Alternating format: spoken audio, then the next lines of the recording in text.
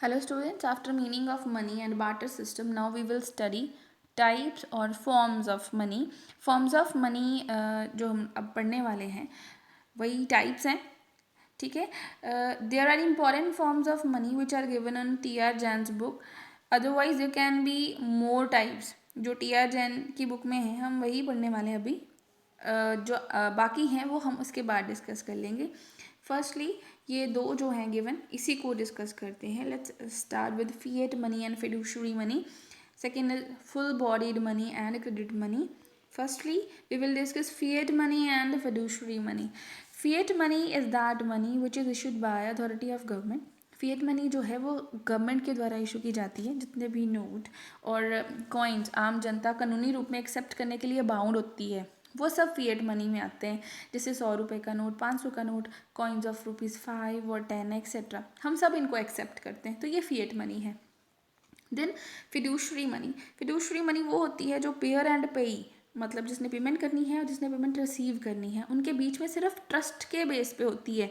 जैसे for example check trust के base पे ही होते हैं ना कि गवर्नमेंट का ऑर्डर होता है. पीपल आर नॉट बाउंड, ठीक है, उनको बाउंड नहीं करती है गवर्नमेंट कि आपने चेक लेना ही लेना है, ठीक है. तो वो फिडुशरी मनी होती है जो on the basis of trust जो है वो अकर होती है.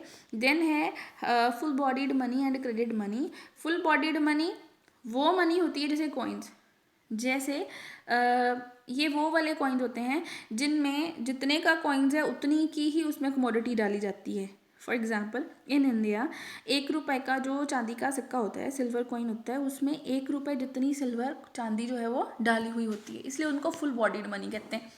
Second one is credit money. Credit money वो मनी होती है जिसकी मनी वैल्यू और कमोडिटी वैल्यू अलग अलग होती है, ठीक है.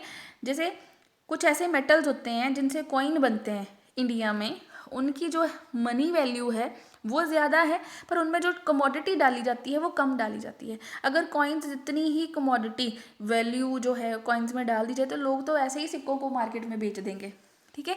तो वो वाली जो मनी है जिसमें मनी वैल्यू और कमोडिटी वैल्यू इक्वल नहीं होती, वो जो है वो क्रेडिट मनी के अंडर आते हैं.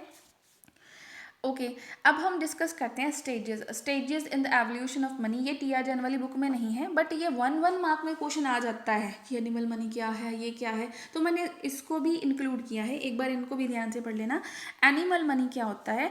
पुराने टाइम में भारत में काउज, गायें जो होती हैं, उनको गौधन मान के एक्सेप्ट किया जाता था, ठीक है. फिर इटली की जो कैपिटल है रोम, पुराने टाइम में जब रोमन एम्पायर होता था तब उन्होंने ऑफिशियली डिक्लेयर किया था कि काउ एंड शीप जो हैं उनको हम लोग मनी मानेंगे, ठीक है, क्योंकि वो लोग टैक्स और फाइन के रूप में काउज और शीप्स को रिसीव करते थे, एक्सेप्ट करते थे.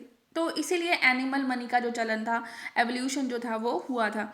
उसके बाद सेकेंड स्टेज पे आया कमोडिटी मनी. कमोडिटी मनी जो था, कमोडिटी मनी में गुड्स को मनी माना जाता है. जैसे गोल्ड, सिल्वर, फूड ग्रेन्स, जो भी चीज़ें होती हैं, सिगरेट्स, जो भी चीज़ें अवेलेबल होती हैं, उन कमोडिटीज़ को मनी के रूप में एक्सेप्ट किया जाता था. मनी जो कमोडिटी मनी है उसकी कुछ कमियां थी. जैसे कमोडिटीज़ को स्टोर करना मुश्किल है, उनको कैरी करना मुश्किल था, उनको डिवाइड करना मुश्किल था. जैसे इसी कारण वो मीडियम ऑफ एक्सचेंज के लिए अच्छा साधन नहीं रही. देन वो फिर से चेंज हो गया. तब एरा आया जो था कॉइनेज का, सिक्कों वाली स्टेज आ गई थी.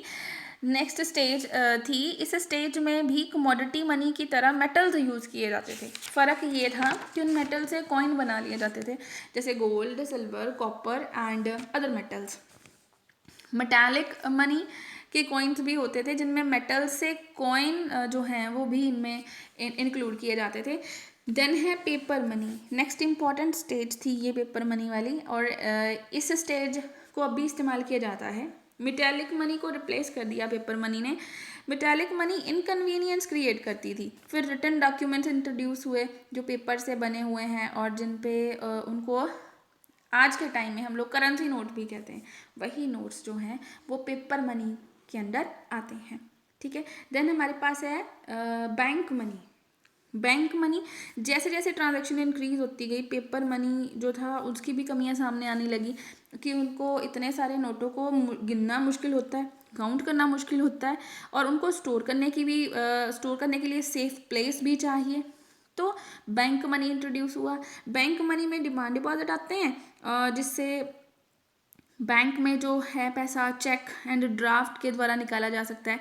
डेबिट एंड क्रेडिट कार्ड्स भी बैंक मनी के अंडर ही आते हैं। तो ये थी 5 स्टेजेस जो मनी की हैं, मनी कैसे एवोल्यूट हुई थी। अगर एवोल्यूशन की स्टेजेस आती हैं तो आपने ये सारी जो मैंने 5 स्टेजेस बताई ये बतानी है। और अगर टाइप्स की बात आती है तो आपने ये 2 जो टाइप्स हैं उनको, मतलब 4 टाइप्स हैं एक्चुअली, उन्होंने 2 में डिवाइड किया है टी आर जैन ने, तो हम उसके हिसाब से पढ़ेंगे। अदरवाइज कुछ और भी टाइप्स हैं जो हम लोग लेटर ऑन डिस्कस करेंगे।